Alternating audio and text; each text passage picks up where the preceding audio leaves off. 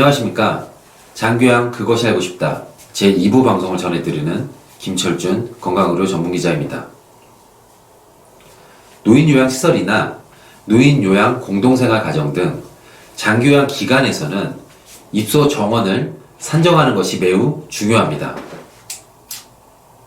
입소 정원이 곧 기관의 세입을 결정하는 중요 요인이기 때문입니다. 입소 정원을 결정하는 요인은 장교양보호법이 시작되기 전과 후 건축물 대장상 건축 면적의 적용 여부, 옥내 5개 주차장 면적의 적용 규모의 변화 등에 따라 변경되었습니다. 그러다 보니 입소 정원 49인 시설을 팔고 새로운 양도자가 나타나 설치 신고를 하면 입소 정원이 41명으로 줄어드는 등 부작용이 나타나기도 했습니다. 오늘은 지난 13년 장교양보험의 역사에서 그 변화의 모습을 살펴보도록 하겠습니다. 먼저 장교양보호법이 출범되기 전인 2008년 7월 전에는 입소 어르신 1인당 면적과 침실 면적에 대한 규정이 없었습니다. 침대가 들어갈 수 있도록 배치하게 되면 그대로 입소 정원이 되기도 했습니다. 장교양보호법이 시작되면서 노인요양시설의 입소 어르신 1인당 연면적은 23.6평방미터, 1인당 침실 면적은 6.6평방미터가 적용되었습니다.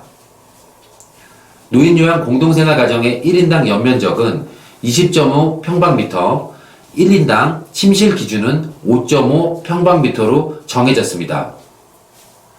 그런데 문제는 장교양보험법이 적용되기 이전에 설치된 노인요양시설들은 특별한 연면적 기준이 없었기 때문에 5년간의 유예기간을 주고 신법 기준인 입소 어르신 1인당 연면적 23.6평방미터, 1인당 침실 면적 6.6평방미터를 준수하도록 강제하였습니다.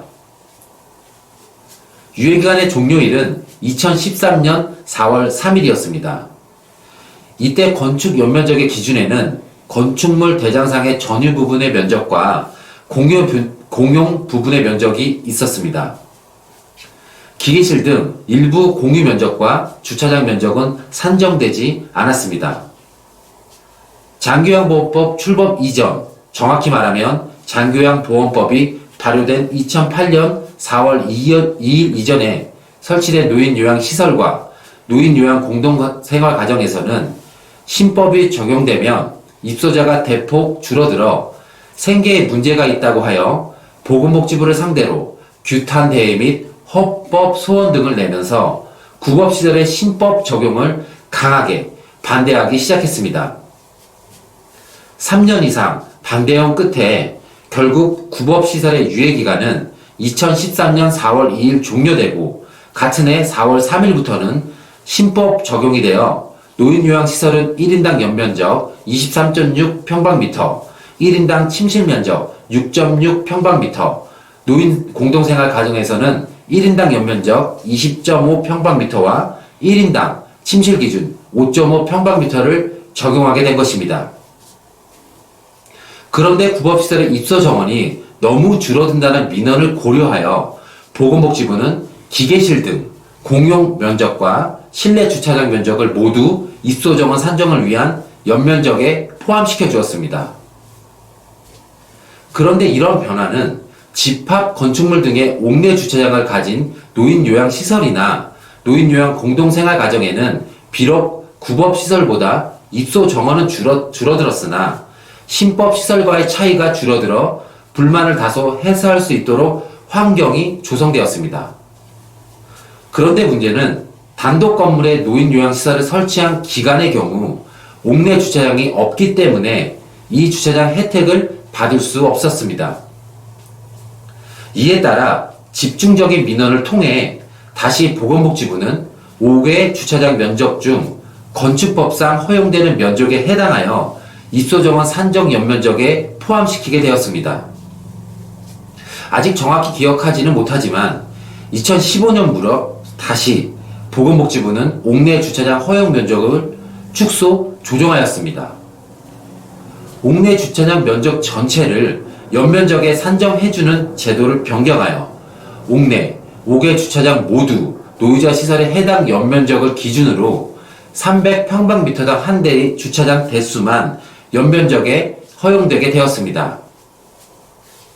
한 사례로 전유 부분 600평방미터, 공유 부분 187평방미터, 전유 부분과 공유 면적을 합하여 787평방미터, 옥내 주차장 면적 287인 노인 요양시설의 경우 입소 정원이 45명이었던 것이 주차장 면적을 3대만 허용되면서 34.5평방미터가 전유 면적과 공유 면적의 합인 821.5평방미터에 합산되었고 입소 정원 산정 면적은 821.5평방미터로 계산되어 최종 입소 정원은 34명으로 축소되었습니다. 입소 정원 45명의 노인 요양시설이 양수하여 새롭게 노인 요양시설을 설치하는 경우 입소 정원이 34명으로 줄어드는 복지행정.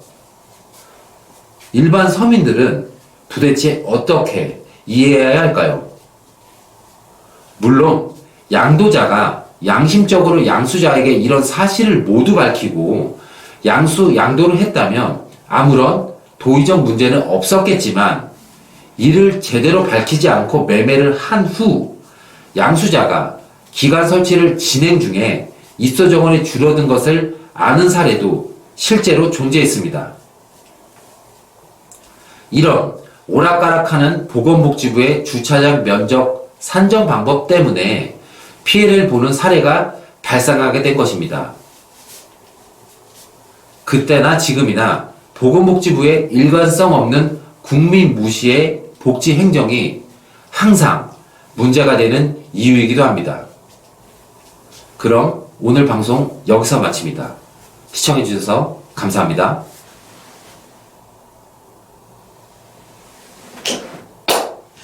네, 수고하셨습니다.